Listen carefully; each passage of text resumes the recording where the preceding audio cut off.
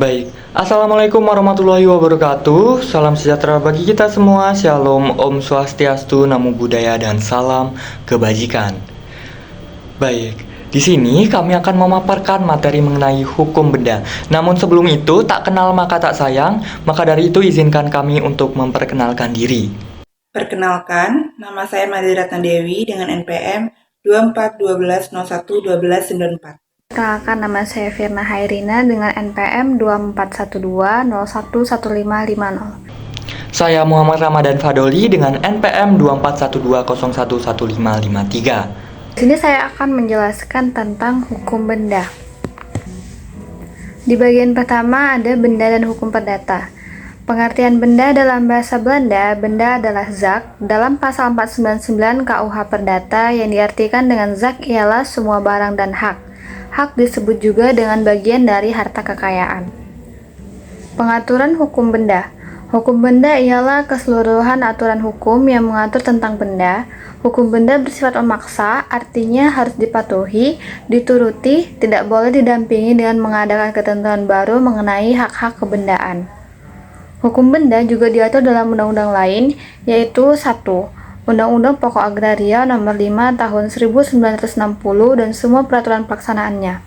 Undang-undang ini mengatur tentang hak-hak kebendaan yang berkenaan dengan bumi, air, dan segala kekayaan alam yang terdapat di dalamnya.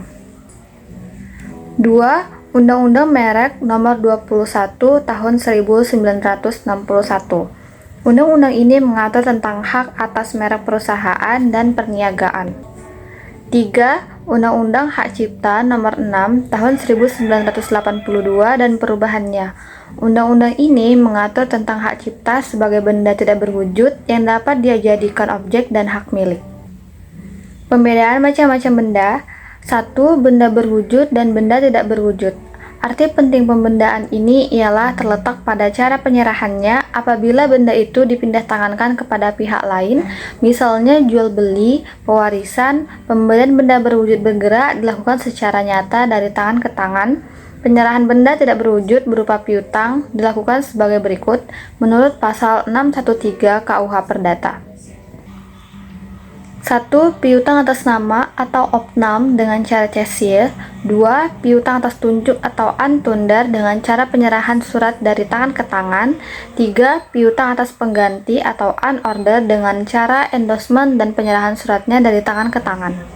Lalu yang selanjutnya yaitu benda bergerak dan benda tak bergerak.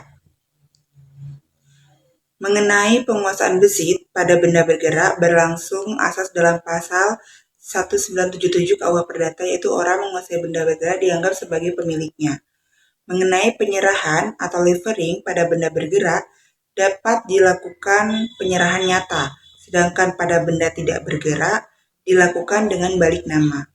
Mengenai daluarsa atau fair jaring pada benda bergerak tidak dikenal daluarsa sebab yang menguasai benda bergerak dianggap sebagai pemiliknya. Benda tidak bergerak dikenal daluarsa, yaitu dalam hak ada alas, hak daluarsanya 20 tahun, dalam hal tidak ada alas, hak daluarsanya 30 tahun. Pasal 1963 KUH Perdata.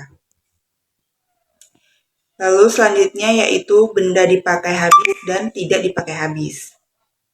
Arti penting pembendaan ini terletak pada pembatalan perjanjian, yang objeknya benda dipakai habis apabila dibatalkan mengalami kesulitan dan dalam pemulihan pada keadaan semula.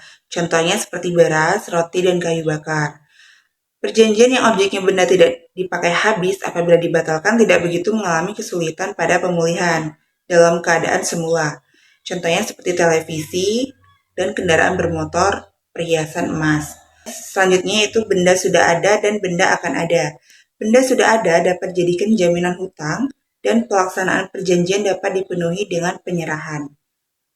Benda ada tidak dapat dijadikan jaminan hutang dan perjanjian yang objeknya benda akan dapat menjadi batal apabila pemenuhan itu tidak mungkin dilaksanakan sama sekali. Pasal 1320 KUH Perdata unsur ketiga. Baik, selanjutnya adalah benda dalam perdagangan dan luar perdagangan. Benda dalam perdagangan dapat diperjualbelikan dengan bebas dan diwariskan kepada ahli waris. Sedangkan benda di luar perdagangan tidak dapat diperjualbelikan dan tidak dapat diwariskan kepada ahli waris. Yang keenam adalah benda dapat dibagi dan tidak dapat dibagi. Benda dapat dibagi dapat dilakukan secara sebagian demi sebagian.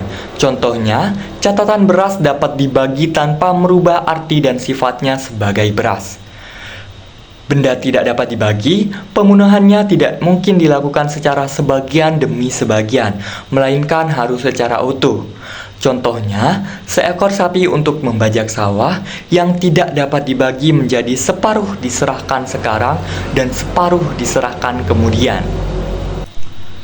Baik, yang terakhir adalah benda terdaftar dan tidak terdaftar.